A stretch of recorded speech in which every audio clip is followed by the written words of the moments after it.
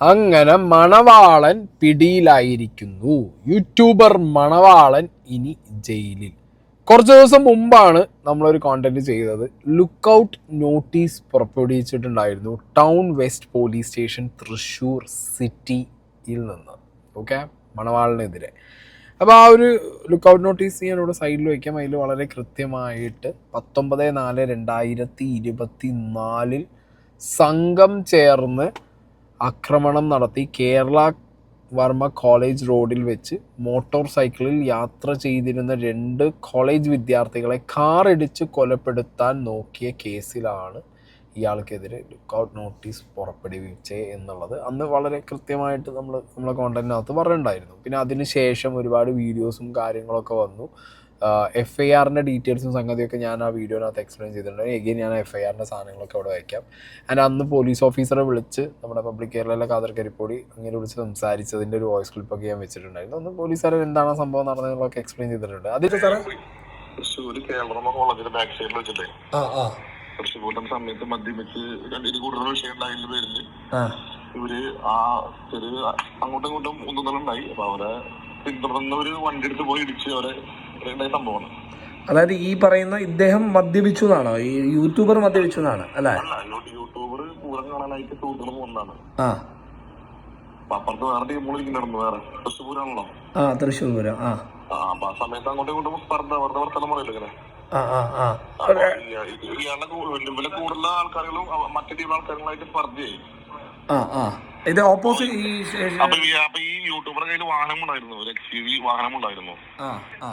അപ്പൊ ആ വാഹനം എടുത്തിട്ട് മറ്റേ തല്ലിട്ട് ബൈക്ക് പോയപ്പോ പിന്തുടർന്നവര് XUV കൊണ്ട് അങ്ങനെ കൊണ്ടുവന്നത് മറ്റൊരു വാഹനം ഇടിച്ച് അത് കാര്യമേ പറ്റുപോയി. ഓക്കെ. അതായത് ഇപ്പൊ ഇവരെ ഈ പറയുന്ന യൂട്യൂബറുടെ വാഹനത്തിലേക്ക് ഈ ഓപ്പോസിറ്റ് ടീം ഇടിച്ചായിരുന്നോ? ഇല്ല, മറ്റൊരു ബൈക്ക് മേർ. അതായത് അതിന് മുൻപ് ഇവരായിട്ട് പ്രശ്നം ഉണ്ടായി അല്ലേ?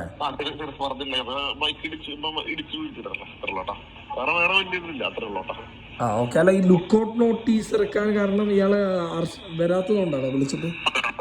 ശേഷം മണവാളൻ്റെ തന്നെ ഇൻസ്റ്റാഗ്രാം പേജിൽ മണവാളൻ ഇട്ട സ്റ്റോറി, മണവാളനെ കണ്ടവരുണ്ടോ? A coin has 2 sides, I will show you the other side. Explanation video loading എന്ന് പറഞ്ഞു. പിന്നെ എക്സ്പ്ലനേഷൻ വീഡിയോ വന്നില്ല. ലുക്കൗട്ട് നോട്ടീസോ കേരളത്തിൻ്റെ ഒരു പോക്ക് എന്ന് പറഞ്ഞിട്ട് അടുത്തൊരു സ്റ്റോറി ഇട്ടു. ബിക്കോസ് ഈ എക്സ്പ്ലനേഷൻ എന്താണെങ്കിലും മണവാളനെ കൊണ്ട് കൊടുക്കാൻ പറ്റില്ല. ബിക്കോസ് ലുക്കൗട്ട് നോട്ടീസ് വരെ വന്ന ഒരു കേസിനകത്ത് മണവാളനെ എക്സ്പ്ലെയിൻ ചെയ്യാനുള്ള വകുപ്പില്ലല്ലേ. കാരണം അത് മണവാളൻ്റെ അഡ്വക്കേറ്റ്സ് സമ്മതിക്കില്ല. ഓക്കെ, അത് ചെയ്യാൻ പറ്റില്ല. അങ്ങനെയാണ് ആ ഇൻസിഡൻറ്റ് വന്നിട്ട് നറേറ്റ് ചെയ്യുക. അത് നടക്കൂല. അത് ചെയ്ത് കഴിഞ്ഞാൽ വീണ്ടും മണവാളിന് തന്നെ കഴുത്തിൽ കുരുക്കിട്ടൊരവസ്ഥയായിരിക്കും. സോ അതുകൊണ്ടായിരിക്കണം മണവാളിന് അതിൻ്റെ ഒരു എക്സ്പ്ലനേഷൻ അന്ന് എവിടെയും ഇട്ട് കണ്ടില്ല. ഓക്കെ, ഇന്നലെ മണവാളിനെ പിടിച്ച സമയത്തുള്ള വിഷ്വൽസ് നമുക്ക് ആദ്യം നോക്കാം.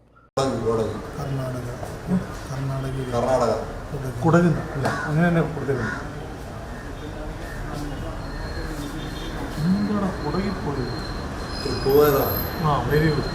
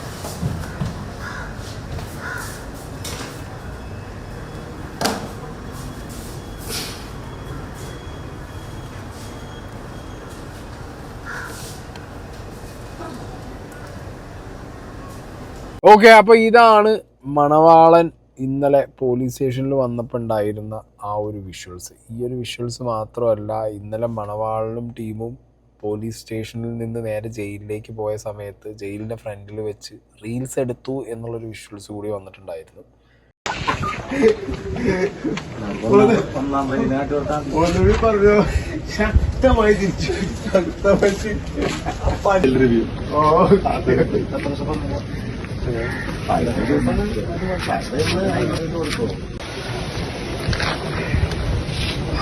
ഓക്കെ, അപ്പോൾ ഇതാണ് setting a wrong example to your followers and subscribers. നിങ്ങളെ സ്നേഹിക്കുന്നവർക്കും ഇഷ്ടപ്പെടുന്നവർക്കും നിങ്ങൾ റോങ് എക്സാമ്പിൾ എങ്ങനെയാകാം എന്നുള്ളതിൻ്റെ ഒരു ഏറ്റവും വലിയ സീനാണ് ഇപ്പോൾ നിങ്ങൾ ഈ കണ്ടത്. ജയിൽ റിവ്യൂ, റീൽസ്, ശക്തമായി ഞാൻ തിരിച്ചു വരും. നമ്മൾ കുറ്റം ചെയ്തിട്ടില്ല, നമ്മളെ ഭാഗത്ത് തെറ്റില്ല എന്നുണ്ടെങ്കിൽ അതിങ്ങനെയല്ല നമ്മൾ എക്സ്പ്രസ് ചെയ്യേണ്ടത്. ഓക്കെ, ഇപ്പോൾ നിയമപരമായിട്ട് ഫൈറ്റ് ചെയ്യുകയാണെങ്കിൽ നിയമപരമായിട്ട് തന്നെ ഫൈറ്റ് ചെയ്യണം. ഇല്ല, പബ്ലിക്കിന് മുന്നിൽ വന്ന് പറയേണ്ട കാര്യങ്ങളും ചെയ്യേണ്ട കാര്യങ്ങളും അത് അതുപോലെ തന്നെ ചെയ്യാനും പറയാനും പറ്റണം. ഇനി നമ്മളെ കൊണ്ട് സാധിക്കുന്നില്ലെങ്കിൽ നമ്മൾ അതിനൊരാളുടെ ഹെൽപ്പ് തേടണം, അല്ലെങ്കിൽ അവരിലൂടെ നമ്മളത് പറയണം. ഇതെന്താണെന്ന് വെച്ച് കഴിഞ്ഞാൽ ഈ ചിരിയും കളിയും ഈ പരിപാടികളൊക്കെ പോലീസിനെ പ്രൊവോക്ക് ചെയ്യും ഭയങ്കരമായിട്ട്. മണവാളിന് ഇപ്പോൾ പോകുന്ന ചിരിയൊന്നും അതിനകത്ത് കയറുമ്പോൾ കാണൂല. Police can set things. അവർക്ക് ഉള്ളിൽ സാധനങ്ങൾ സെറ്റ് ചെയ്യാം. ഏത് സെല്ലിലാണ് കൊണ്ടുപോയിടണം, അത് പോലീസിന് ഹാൻഡുള്ള ആളുകളുടെ സെല്ലാണെന്നുണ്ടെന്നുണ്ടെങ്കിൽ ഇടിച്ച് പിഴിയും. ഞാൻ ഇടിയിട്ട് പോലീസുകാരനെ ഇടിക്കുന്നില്ല, ഒപ്പമുള്ളവർ നല്ല കുത്തുകുത്തും. ഓക്കെ, അപ്പോൾ വേറൊരു തരം മൈൻഡ് സെറ്റിലേക്ക് പോവും. മനസ്സിലായോ? പിന്നെ ഒരു സെറ്റിംഗ് എ റോങ് എക്സാമ്പിൾ എന്ന് ഞാൻ പറയാൻ കാരണം, മണവാളിനൊക്കെ അത്യാവശ്യം പ്രാഗ് വീഡിയോ ഒക്കെ ചെയ്ത് ഈ പിള്ളേരുടെ ഇടയിൽ അത്യാവശ്യം വൈബുള്ള ഒരാളാണ്. സോ അങ്ങനെയുള്ള ഒരാൾ ഇങ്ങനെ ഒരു ഇൻസിഡൻറ്റ് ഉണ്ടായി, ആ ഇൻസിഡൻറ്റിൻ്റെ പേരിൽ ഒളിവിൽ പോയി, ഒരു വർഷത്തോളം ഒളിവിലായി. ആ ഇൻസിഡൻറ്റ് എന്താണെന്നുള്ളത് നടന്നപ്പോഴോ നടന്ന് കഴിഞ്ഞിട്ടോ നറേഷൻ വന്നില്ല. ലുക്കൗട്ട് നോട്ടീസൊക്കെ വന്നതിന് ശേഷം, മീഡിയ എടുത്തതിന് ശേഷമാണ് നറേഷനുണ്ട്, കോയിന് 2 സൈഡുണ്ടെന്ന് മണവാളൻ പറയുന്നത്. അതിനുശേഷം വീണ്ടും മണവാളൻ ഒളിവിൽ തന്നെ ഇരിക്കുന്നു. ഷാഡോ പോലീസ് മണവാളനെ പൊക്കി കഴിഞ്ഞ് കൊണ്ടുവരുമ്പോൾ നിയമത്തിനോടും ഇവിടുത്തെ നിയമവ്യവസ്ഥയോടും ഇതിങ്ങനെയല്ല അത് തിരിച്ചിട്ട് എന്തോ റെസ്പോൺസിബിൾ ആയിട്ടുള്ളൊരു ഒരു കോണ്ടന്റ് ക്രിയേറ്റർ, സോഷ്യൽ മീഡിയയിൽ അത്യാവശ്യം നോൺ ഫേസ് ആയിട്ടുള്ള ഒരു സെലിബ്രിറ്റി ഫേസ് ആയിട്ടുള്ള ഒരു വ്യക്തി ചെയ്യേണ്ടത്. സെറ്റിംഗ് എ റോങ് എക്സാമ്പിൾ എന്നേ ഇതിൽ പറയാനുള്ളൂ. ഓക്കെ, ഇതിൽ ഇൻഫ്ലുവൻസ്ഡ് ആയിട്ട് നാളെ ആരും ഇമാതിരി പരിപാടി കാണിക്കരുത്. ബിക്കോസ് പോലീസുകാരെന്താണെന്നുണ്ടെങ്കിലും പിടിച്ചു കൊണ്ടുവരാൻ ഇത്രയും എഫേർട്ട് എടുത്ത സ്ഥിതിക്ക് അവർക്ക് എന്തായാലും ഇവരോട് പൊട്ടിക്കാണും. കാരണം ഇതിൽ ഓൾറെഡി 1ാം പ്രതി ആയിട്ടുള്ള വ്യക്തി അല്ലെങ്കിൽ കൂടെ ഉണ്ടായിരുന്ന ബാക്കി എല്ലാവരെയും എന്ത് ചെയ്തിട്ടുണ്ട്, ഏകദേശം 1 മുതൽ 10 പ്രതികളാണുള്ളത്. ഈ 1 മുതൽ 10 വരെയുള്ള പ്രതികളിൽ ഓൾമോസ്റ്റ് എല്ലാവരെയും അകത്താക്കി ജാമ്യത്തിൽ വിട്ട്. ഇവനെ മാത്രമായിരുന്നു കിട്ടാണ്ടായിരുന്ന പോലീസിന്. അപ്പോൾ ഓൾറെഡി പോലീസിനൊരു വാശിയാണ്. ആ വാശിയെ കൊണ്ടുപോയിട്ട് ഇങ്ങനെ തോണ്ടിയിട്ട് കളിയാക്കി കഴിഞ്ഞാൽ കിട്ടും, ലോക്കാവും. ഓക്കെ, ഇനിയിപ്പോൾ ഈ ഒരു ചിരിയും ഈ ഒരു എന്താ പറയുക കാണിച്ചു കൂട്ടുന്ന ആറ്റിറ്റ്യൂഡൊക്കെ, അയ്യോ ഞാൻ പെട്ടുപോയല്ലോ, ഇനിയിപ്പോൾ എനിക്ക് വേറെ വഴിയില്ലല്ലോ എന്നുള്ളത് കൊണ്ട് വരുന്ന ഒരു തരം സർക്കാസമാണോ എന്നുള്ളതും അറിയില്ല. Okay, what ever it is, ഇതൊരു റോങ് എക്സാമ്പിളാണ്. ഇതാരും ടേക്കപ്പ് ചെയ്യരുത്, നല്ലതല്ല. ഇനി കമ്മിങ് ടു ഈ കേസിലേക്ക് വരുമ്പോൾ പല രീതിയിലാണ് കാര്യങ്ങൾ പറഞ്ഞു കേൾക്കുന്നത്. ഓക്കെ, കേരളവർമ്മ കോളേജിൻ്റെ ഗ്രൗണ്ടിലിരുന്ന് ഏതോ മണവാളൻ്റെ ഫ്രണ്ട്സ് ഇരുന്ന് വെള്ളടിയായിരുന്നു. അവിടെ വേറെ ആളുകളും വെള്ളടിക്കുന്ന സമയത്ത് അവരെ കണ്ട സമയത്ത് അവിടെ അവർ ഫ്രണ്ട്സ് തമ്മിലുണ്ടായ കച്ചറയിലേക്ക് മണവാളനെ വിളിച്ചു വരുത്തുകയും മണവാളൻ വന്ന് ഈ പറഞ്ഞ അവിടുന്ന് ഒരു സീനുണ്ടായി. കേരളവർമ്മ കോളേജിൻ്റെ ഗ്രൗണ്ടിൽ നിന്നൊരു സീനുണ്ടായി. അതിനുശേഷം അവിടുന്ന് അവർ കാറിൽ പോകുന്ന വഴിക്ക് കച്ചറ ഉണ്ടാക്കിയ ആൾക്കാരെ വീണ്ടും കിട്ടുകയും അവിടെ വെച്ച് വണ്ടി കുത്തിക്കുകയും ആയിരുന്നു എന്നാണ് ഒരു വശം. ചിലർ പറയുന്നത് പൂരത്തിന് അടി ഉണ്ടായി, പൂരത്തിൻ്റെ അടി ഇവിടെ പോണ വഴിക്ക് പൂരത്തിന് അടി ഉണ്ടാക്കിയവരെ ഇവിടെ കണ്ടപ്പോൾ ഇവിടെ കുത്തി ഇടിച്ച് വണ്ടി തെറിപ്പിച്ചു എന്ന് പറയുന്നുണ്ട്. എന്തൊക്കെയാണെങ്കിലും ഒരു കാര്യം കോമൺ ആയിട്ട് ഈ മണവാളൻ്റെ കേസിൽ ഇപ്പോൾ എനിക്കറിയാവുന്ന എൻ്റെ പേഴ്സണൽ ഫ്രണ്ട് സർക്കിളിനകത്തുനിന്ന് പറയുന്നത് എന്താണെന്ന് വെച്ച് കഴിഞ്ഞാൽ, ഇവന് വേണ്ടി കയറി ഇടപെടുന്നതും അടി ഉണ്ടാക്കുന്നതും കച്ചറ ഉണ്ടാക്കുന്നതിനേക്കാൾ കൂടുതൽ ഇവൻ ബാക്കിയുള്ള ഫ്രണ്ട്സിനും വേറെയുള്ള ആളുകൾക്കും വേണ്ടിയിട്ട് പടവാളെടുത്ത് ഇറങ്ങുന്ന മണവാളനാണ് എന്നാണ് അറിയാൻ കഴിഞ്ഞത്.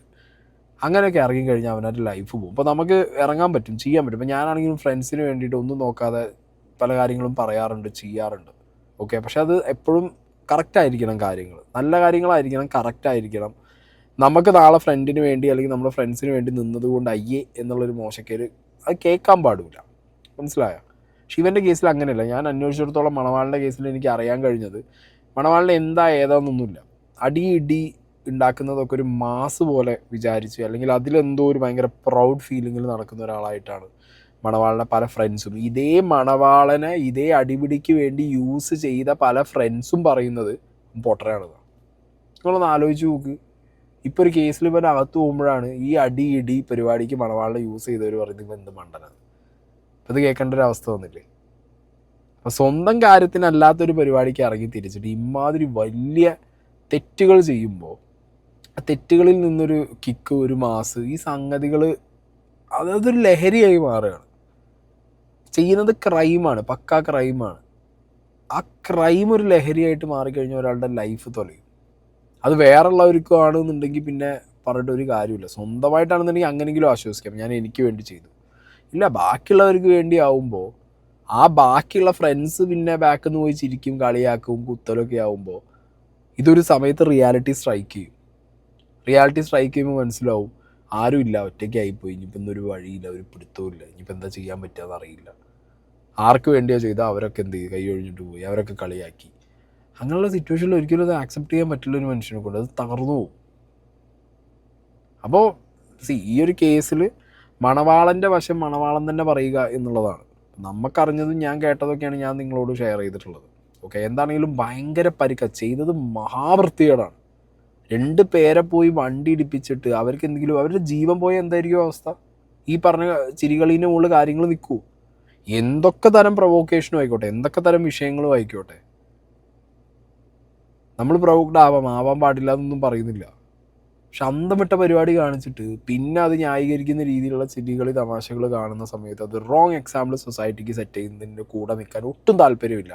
അത് ഫ്രണ്ടാണെങ്കിലും ഏറ്റവും അടുത്തറിയുന്ന ഒരാളാണെന്നുണ്ടെങ്കിലും ആരാണെന്നുണ്ടെങ്കിലും അതൊക്കെ ഒരു വൃത്തികേടാണ്, മോശം പരിപാടിയാണെന്നേ പറയാനുള്ളൂ. ഇങ്ങനത്തെ കാര്യങ്ങൾ ചെയ്യാതിരിക്കുക. ചെയ്ത് കഴിഞ്ഞിട്ട് വീണ്ടും നിങ്ങൾക്ക് നിങ്ങളുടെ അഭിപ്രായങ്ങളോ നിങ്ങൾക്ക് നിങ്ങളുടെ പോയിൻറ്റോ നിങ്ങൾക്ക് സൊസൈറ്റീന് മുന്നിൽ വെക്കണമെങ്കിൽ വെക്കാം, അല്ലെങ്കിൽ നിയമപരമായിട്ട് നിങ്ങൾക്ക് ഫൈറ്റ് ചെയ്യാം. But don't be a clown. കോമാളിയാവരുത് സൊസൈറ്റിയുടെ മുമ്പിൽ.